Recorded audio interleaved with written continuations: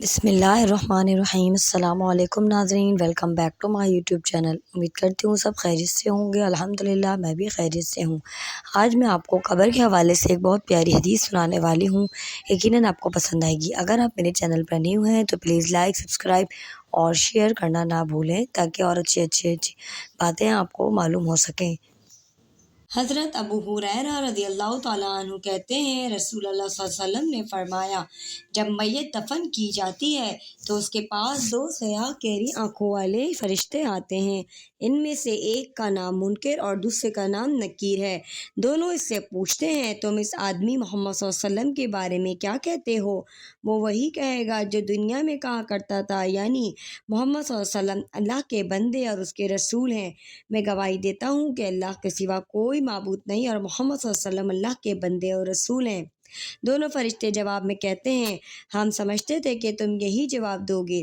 پھر اس کی قبر 70 ہاتھ فراخ کر دی جاتی ہے اور اسے روشن کر دیا جاتا ہے۔ پھر بندے سے کہا جاتا ہے، سو جاؤ۔ وہ کہتا ہے، میں اپنے اہل و عیال میں واپس جا کر انہیں مغفرت کی خبر دینا چاہتا ہوں۔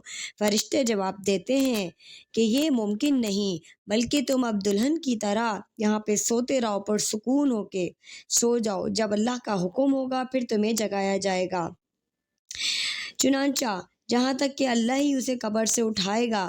اگر مرنے والا منافق ہو تو وہ فرشتوں کے سوال کے جواب میں کہتا ہے، محمد صلی اللہ علیہ وسلم کے بارے میں بھی وہی کچھ کہتا ہوں جو لوگوں کو کہتے سنتا تھا، اس کے علاوہ میں کچھ نہیں جانتا۔ دونوں فرشتے کہتے ہیں، ہمیں معلوم تھا کہ تم یہی جواب دو گے۔